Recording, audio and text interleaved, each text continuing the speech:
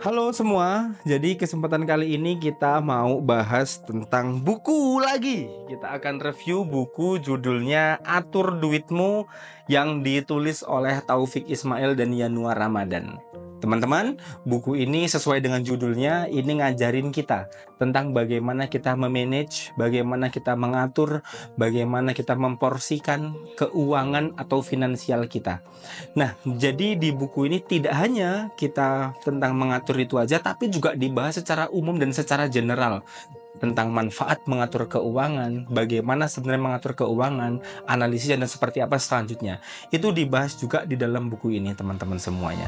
Karena sebenarnya kalau kita mau lihat gitu ya, penting banget gitu. Jadi kenapa kok tentang keuangan ini juga sangat penting? Karena ingat Warren Buffett juga diceritakan bahwa dia bukan pebisnis yang top ya, cuman dia menjadi jajaran orang terkaya di dunia karena apa?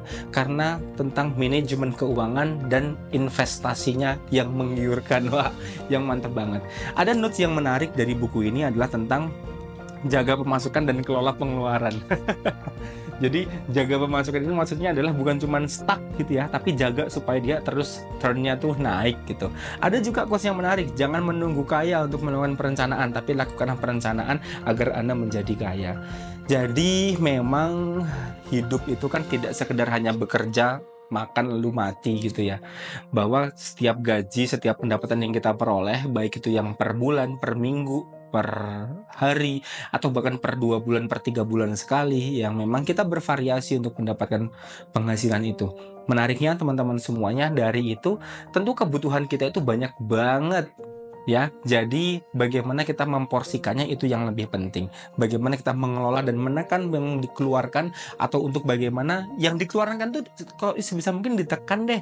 Untuk ini ditekan, tapi bagaimana uang yang tersisa ini bukan hanya mengendap sebagai tabungan. Bagaimana mereka juga bisa bekerja untuk memanggil teman-temannya. Nah, itu juga dibahas teman-teman.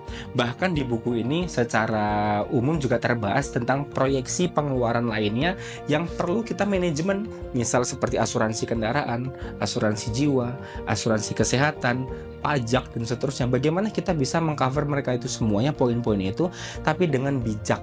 Nah, itu yang paling penting. Dan selain daripada itu, secara umum juga di beberapa subbab buku ini juga membahas tentang bagaimana sebetulnya keuangan ini atau manajemen atau atur keuangan ini itu kok penting gitu ya. Mengapa mengatur atau merencanakan keuangan itu kok menjadi hal yang penting? Mengapa bukan hanya mencari keuangan atau mencari pendapatan yang tinggi yang penting, tapi mengapa kok mengatur keuangan itu juga hal yang penting? Itu juga terbahas di dalam buku ini. Jadi pada dasarnya kenapa kok ini penting? Karena teman-teman semuanya yang jelas ini untuk mengkontrol dan mengkondisikan yang apa yang kita dapatkan untuk apa yang kita keluarkan. Nah, itu teman-teman kuncinya. Bahkan ketika memang kita tidak sanggup untuk melakukan keuangan atau perencanaan keuangan, kita juga dituntut atau kita diberikan saran di sini untuk menyewa nih jasa perencana keuangan. Kita bisa tuh ternyata bagaimana kita diberikan referensi untuk hal itu. Tentu ada juga bagaimana dijelaskan tentang proses perencanaan keuangannya, mulai dari menentukan goals-nya. Jadi goals-nya untuk kita untuk mengatur keuangan itu untuk apa? Apakah untuk duniawi saja, untuk apa gitu, itu boleh. Itu juga dijelaskan teman-teman semuanya, serta mulai dari data dan analisisnya, mulai dari pengeluaran dan pendapatannya itu juga dibahas secara lengkap di dalam buku ini.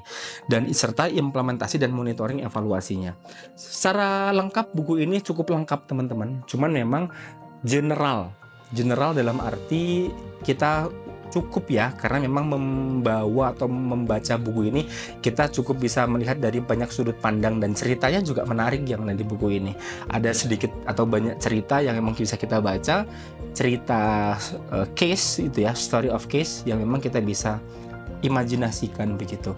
Nah, buku ini general, jadi teman-teman baca buku ini bisa melihat dari banyak sudut pandang, case to case. Bahkan di dalam buku ini juga teman-teman bisa lihat, tapi hal yang harus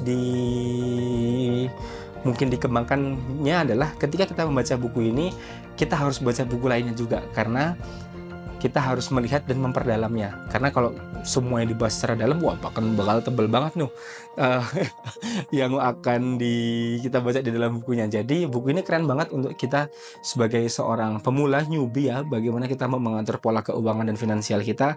Jadi ini recommended buat teman-teman semua ya. So silahkan dibaca, dibeli di toko buku, terserah. Saya juga beli di toko buku kok. Jadi kalau kalian mau beli pasti ada, dan harganya juga nggak mahal. Thank you.